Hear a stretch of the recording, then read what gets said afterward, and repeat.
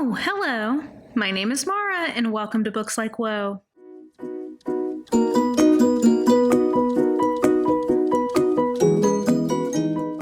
Alrighty, so we've got another haul today. Some residual, I guess one residual birthday thing, and mostly just like books people sent me, books I pre-ordered, random books I want to read, etc. So just get into it. Let's start with my pre-orders, I think. Two very exciting ones. One I've already read and one I'm in progress on. The first is The Adventure Zone, Petals to the Metal by the family McElroy. And I just really love this series. I love the original podcast that this is based on. And this is really fun, high fantasy, humorous graphic novels. Like if you're looking for something light, enjoyable, a lot of humor, I think that the artwork is nice and it has a definite meta quality to it since it started its life as a podcast. So yeah, this is just super fun. I enjoy keeping up with this graphic novel series and I think this is probably the best one yet. I don't know. I think so. And then I'm currently in progress on Trixie and Katya's Guide to Modern Womanhood by Trixie Mattel and Katya Zamolichkova. And I just love, well, Katya in particular, but I love these two together. And yeah, it's already very funny. It's sort of a kind of how-to, tongue-in-cheek memoir, humorous nonfiction, I guess maybe is the category here. Not too long. I've been sort of just reading a few pages at a time, but this is already very delightful. And I just love having these two queens' faces in my house for me to look at. And then I guess maybe on the topic of nonfiction I've already read, first is Nothing is Wrong and Here is Why by Alexandra Petri. And this is one of my favorite books of the year, definitely one of my favorite nonfiction picks of the year. This is a collection of satirical essays about politics in particular, but also culture in general. And this is so funny, but so dark. And I loved it. I listened to the audio through my library and then I decided like, no, I want an actual copy of this because I want to underline some things. But this book made me laugh, but also made me cry. It's fantastic. So good. And then a birthday gift, technically. My friend Jolene gave me a gift card to our local bookstore and I used it to buy You Were Born for This by Chani Nicholas. Astrology for Radical Self-Acceptance. This actually has served exactly the purpose that I had hoped that it would, which is it basically, I used to be very much into the evangelical fundamentalist subculture, and one of the big parts of that kind of like cultural norms in that community is journaling and daily devotions. And I have missed having a way to do that is not like triggering to me, to have just like daily self-reflection. And I think I don't take astrology too seriously, but I do think it's fun. And I do think that these kind like this and then like personality test type things can lend themselves well to like introspection. And that's exactly what this book is set up to do. Like I really appreciate it has like little, oh, my Amazon lady delivering more books to me. How shocking. Anyway, I think I was saying that I like that this has like affirmations in it and then also like self-reflection questions after each section. So yeah, I mean, again, I don't think I'm someone who takes this stuff super seriously, but this has been serving the function I wanted it to. Like I read it all the way through and then I've been going back through it and reflecting, and that's what I wanted. I wanted something I could kind of like use as journaling prompts almost. So yeah, I've been enjoying this. A couple of used bookstore picks. I took an unhaul to them a couple of weeks ago now, and I was actually really impressed with how they had that whole thing set up. I went and I was like, okay, I'm gonna see how they're handling like social distancing and masks and all that. And I actually felt like they did a really good job in terms of like the dropping off bit of it, making that work in a way that was responsible in terms of social distancing. And I just sort of did a quick run through the actual store. So I only picked up two things. One was they had this nice hardback copy of Wolf Hall by Hilary Mantel. And this is one of those books that like is a someday kind of book.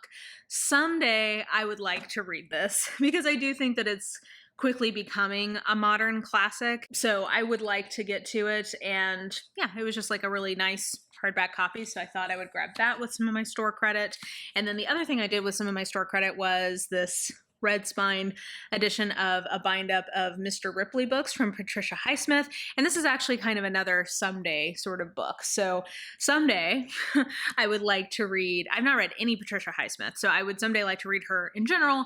And then in particular, The Talented Mr. Ripley is one that someday I would like to get to. So you guys know I love the red spine. You can see right here, the red spine Every Man's Library editions. I thought that this was a great find for only $5.50 in store credit. I guess maybe on the topic of collections, since I I do collect the Everyman's Library Red Spines. I did pick up 2 more entries in the Barchester Tower series from Anthony Trollope, and this is in this Penguin Classics kind of cloth-bound hardback-y edition. I really love The Warden, so I am going to plan to just push through that whole series. So I picked up Framley Parsonage and Dr. Thorne.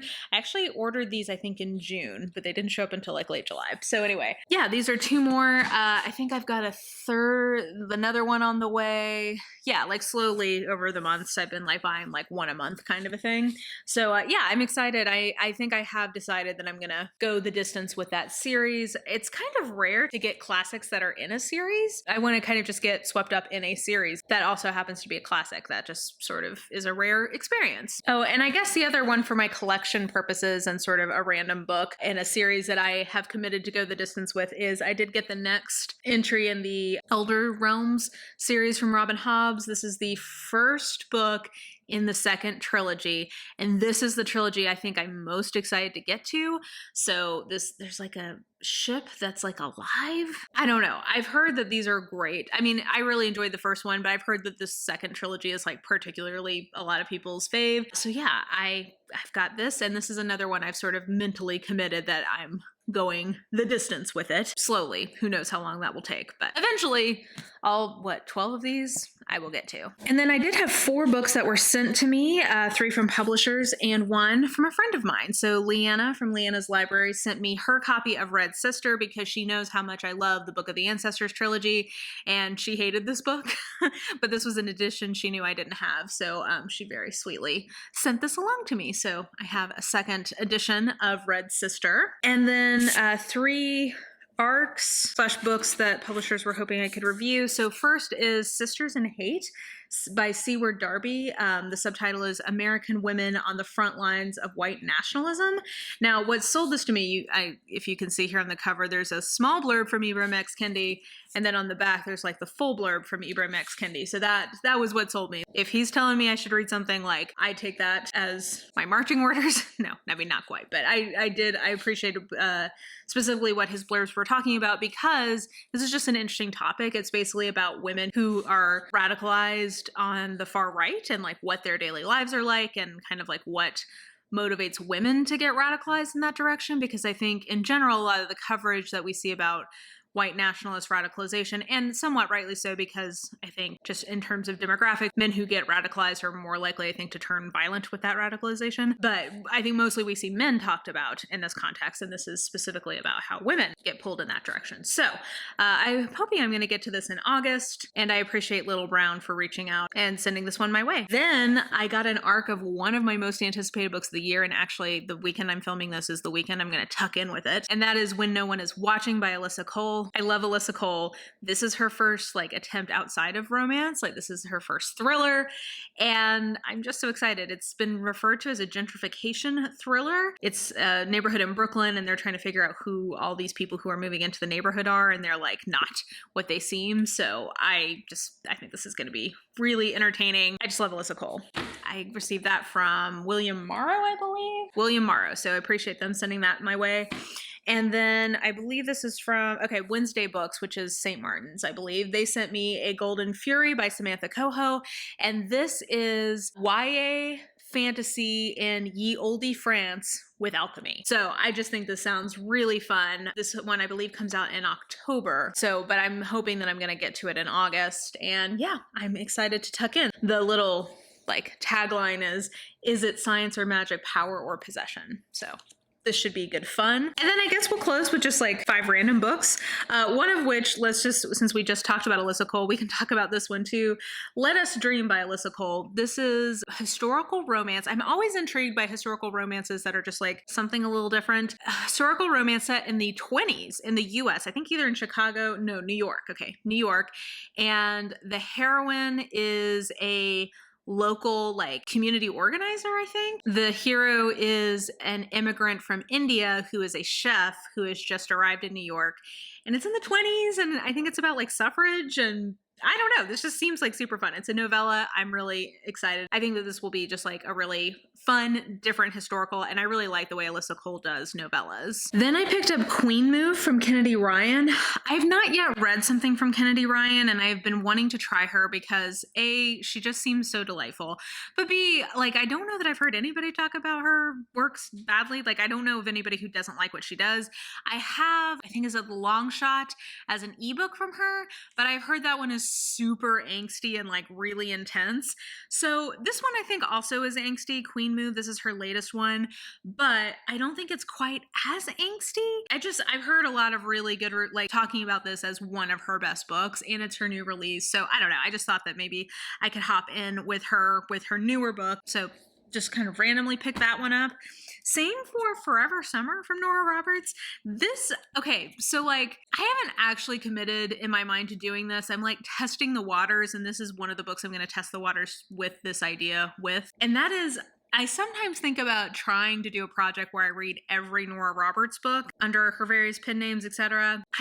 A, that's a lot of books. And B, the ones that are from the 80s, I'm just not sure about. So this is a bind up. You can see I got it at Target, and they like were selling a bind up of two of her, I think, 80s category romances. And these are both with royalty. So they're contemporary. I don't know. We'll see how I do with this. I'm a little apprehensive, but I think this is going to be sort of my test run of like, what would it be like to read all of those like really old and like, frankly, really like old school kind of romances. So I don't know. We'll see. And then finally, a couple of YA books I picked up. So first is All Your Twisted Secrets by Diana Urban. I think that this is going to be kind of a variant on an isolated closed circle mystery or like a locked room mystery. Let's see. Welcome to dinner. And again, congratulations on being selected. Now you must do the selecting. Someone has locked them in a storage room with a bomb, a syringe filled with poison, and a note saying that they have an hour to pick someone to die or else everyone dies. So kind of a variant on that. I've seen stories like, actually, I'm remembering now a Criminal Minds episode very similar to this, but I just think that this sounded like it's a variant on a type of trope and mystery I tend to like. I get excited when I find YA mystery that I really enjoy. So I picked this as a potential candidate for that. And then House of Dragons by Jessica Cluess. Now, I was originally supposed to get an arc of this, and then I think maybe with the pandemic, things just kind of mixed up or whatever, but I really did want to read this. So I just went ahead and picked up a copy for myself. This is YA fantasy, and basically it's sort of like a tournament kind of situation with some like mystery suspense elements. So a lot of things that I think probably should be pretty much up my alley. I've seen pretty good reviews for this, and yeah, I just decided to go for it. So that is my latest book haul. I hope you guys enjoyed it. Let me know any books that you have picked up recently that you're excited about, or any of the books that I picked up that you're excited for me to get to. Let me know that in the comments below. And yeah, I think that will do it for now. So if you enjoyed this video, please like, subscribe, follow me on the social medias if you are so inclined. I have all that information listed in the description box below, along with a link to register to vote and some other fun resources and links down there with it. And yeah, I think that will do it for now. Hope you guys are having an absolutely wonderful day today, and I will just talk to you soon. Bye!